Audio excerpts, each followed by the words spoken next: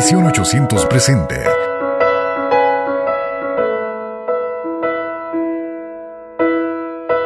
Vida en Él, una guía devocional para tu vida integral.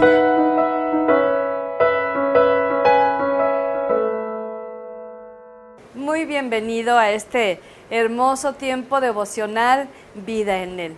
Y les recuerdo que este tiempo devocional es un instrumento, este programa es un instrumento para que, ya sea que tengas mucho tiempo de caminar con Cristo aquí en la tierra o tengas poco, que hagas ese hábito, esa hermosa costumbre de dedicar un tiempo cada día. En este momento puede ser algo breve, 10, 15 minutos, pero no te olvides de estudiar la palabra de Dios aparte, más a fondo, y de leerla. No solamente ya tuve mi tiempo devocional, 15 minutos y ya se acabó. Dios va a estar hablando a tu vida todo el día, cada día. Así es que te invitamos para que sigas esforzándote en este estudio, en esta preparación, porque la palabra del Señor, dice Él, que no vuelve vacía. A Él siempre cumple un propósito. Y en este tiempo estamos también arrancando un hermoso mes de junio y junto con él también una nueva carta para meditar, que es la primera carta del apóstol Juan, una llamada carta de amor. Y si quieres escuchar palabras de amor, bueno, te escribe tu Padre que está en los cielos y te manda a decir lo que es el amor. Vamos en este momento a Primera de Juan, capítulo 1, versículos del 1 al 10, y volvemos en un momento.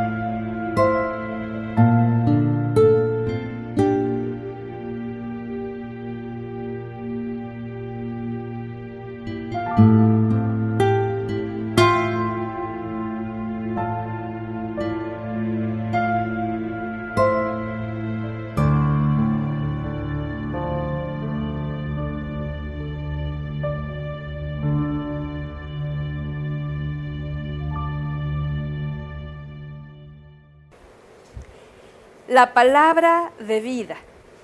Esta es la palabra de Dios. Hay muchos libros que nos informan, pero solamente hay uno que da vida y es precisamente la palabra de Dios. Y vemos aquí en los versículos del 1 al 4, en una primera parte, una breve reflexión, es que, ¿sabes qué me llamó la atención? Yo creo que así como muchos, esta carta a mí me gusta mucho, yo la leo con mucha frecuencia. Es más, aquella persona que empieza su caminar con Cristo a través de la salvación, yo le recomiendo que lea por lo menos una semana completa, cada día completa la carta, porque nos confirma mucho del amor de Dios y de su salvación y de su perdón. Y entonces al estar leyéndola, al preparar este devocional, me llamó mucho la atención lo que dice Juan Apóstol. Fíjate, de los 5 sentidos que el apóstol tiene, 3 tuvieron un toque espiritual de Dios. Lo que hemos oído, lo que hemos visto y lo que hemos palpado. Qué cosa tan tremenda, ¿verdad?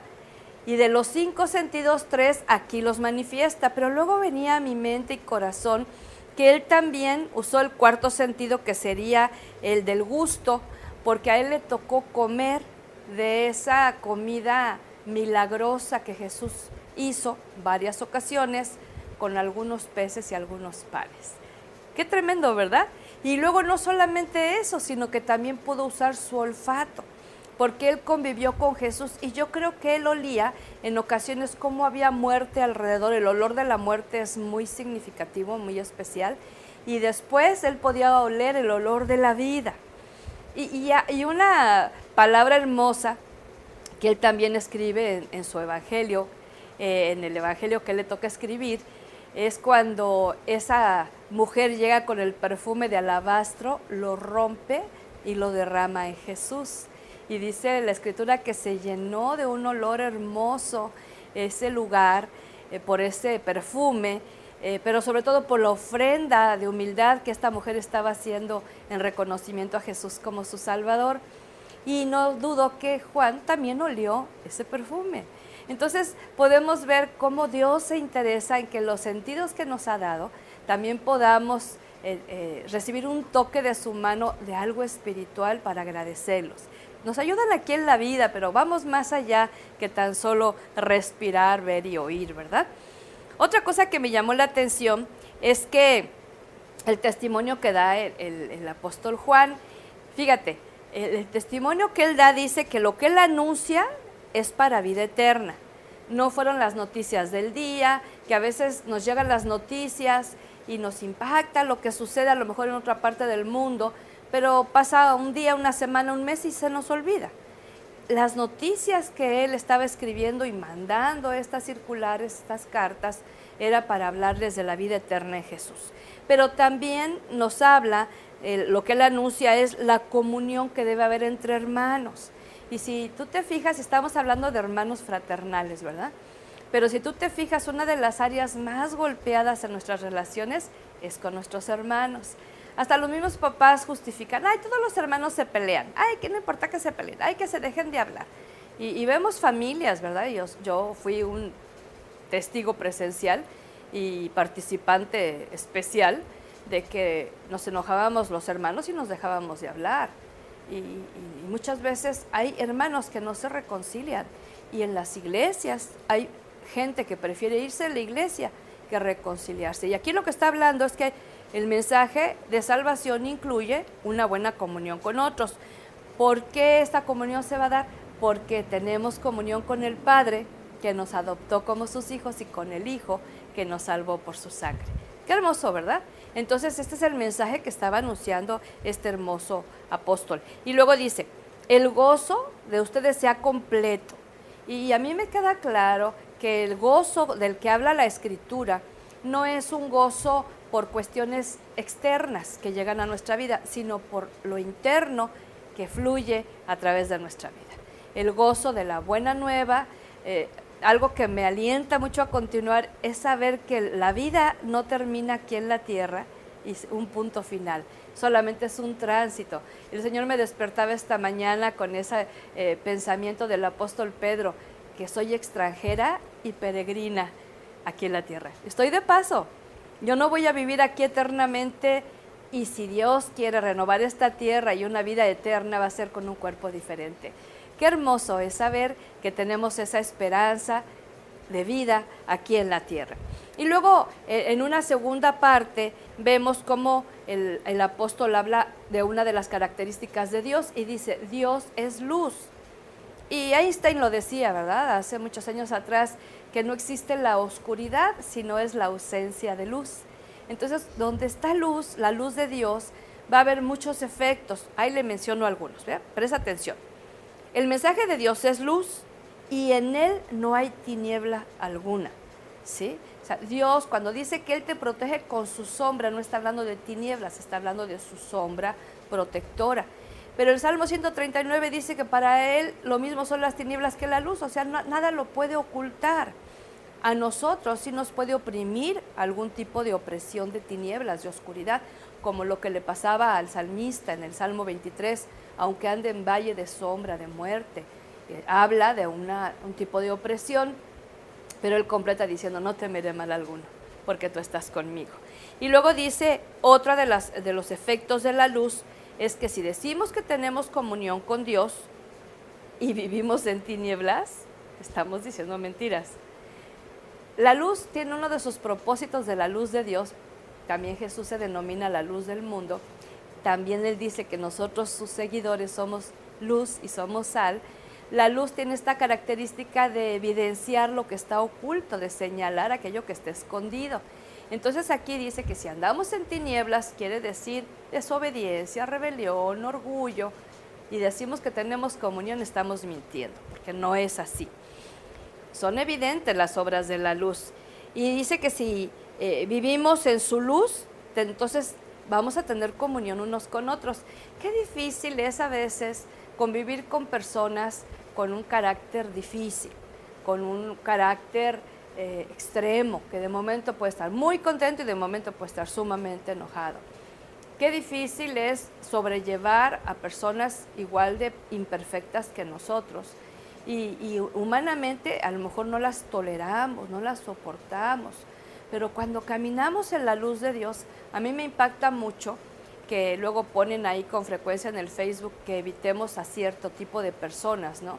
Y yo no creo que nada más es evitar, a lo mejor no es el mejor amigo, pero si Dios hace llegar a tu vida ciertas personas con actitudes muy negativas, es para que les muestres el camino de la luz, es para que puedan salir de esa forma de esclavitud y de opresión. Otra cosa, dice aquí la palabra, que si negamos que hemos pecado, estamos engañados. Yo creo que una de las cosas más tremendas en la vida humana es que neguemos que nos equivocamos, que neguemos que cometemos errores, que neguemos que pecamos. Y sabes que aún salvos tenemos esa tendencia natural, de nuestra naturaleza, muy humana. Por eso necesitamos un poderoso Salvador que nos libre de la tentación y del poder del pecado. Pero aquí lo importante es que no tenemos que negar que hemos pecado. Eso de llegar con Dios al término del día y decirle a Dios, si acaso te ofendí, si acaso pequé, si acaso hice algo malo, ¿cómo podemos llegar con esa desfachatez a decirle si acaso? Cuando sabemos que tantas veces, aún con nuestra mente, podemos estar cayendo en algún tipo de pecado. Y dice que si confesamos nuestros pecados, dice el verso 9, Dios es fiel y justo para perdonarlos. Hay que confesarlos, hay que decirlos con arrepentimiento, con vergüenza, con sinceridad. ¿Y sabes qué? Llamar al pecado por su nombre. No se vale decir perdona todos mis pecados cuando no somos conscientes de estos, porque si no somos conscientes los vamos a repetir una y otra vez, no sé hasta cuándo. Ahí al final nos dice la palabra hermosa, que si confesamos nuestros pecados, Él es fiel y justo para perdonarnos y limpiarnos de toda maldad. Qué hermosa palabra, qué hermosa promesa. Fíjate todo lo que nos lleva esta palabra de vida, esta palabra de verdad, esta palabra de luz. Dios quiere que tengamos una vida que si bien fallamos, lo arreglemos correctamente, confesando delante del Señor y Él ve el corazón. ¿Qué te parece que podamos orar en este momento por esta palabra y decirle a Dios con todo el corazón? Oh Padre, cómo quisiera vivir intensamente esta escritura, especialmente este día que me la has revelado. Cómo quisiera caminar en tu luz, cómo quisiera caminar en tu verdad, cómo quisiera, bendito Dios, tener un corazón tan sensible al Espíritu Santo, que si Él me señala que estoy fallando, que estoy pecando, que estoy siendo orgulloso, que estoy siendo desobediente, tenga una actitud de arrepentimiento inmediato, que no tolere esto en mi vida, que no lo consecuente, cuando sé que esto puede hacer que yo esté en tinieblas y en sombras de opresión. Ayúdame, Señor, te necesito tanto. Oro por todos aquellos, Dios, que están cegados por el pecado y no lo ven, no saben qué es pecado. Que tu luz le resplandezca y usa nuestras vidas para llevar palabra de vida y palabra de luz y salvación. Todo en el nombre amado de Jesús, bendito Salvador. Amén y amén. Señor le bendiga con su luz e ilumine su camino. Y nos vemos la próxima ocasión. Bendiciones. Visión 800 presentó Vida en Él. Para obtener este libro devocional, contáctenos a los teléfonos 656-611-3620 o en los Estados Unidos al 915-208-2420 o al correo electrónico editorialvidaenel@gmail.com.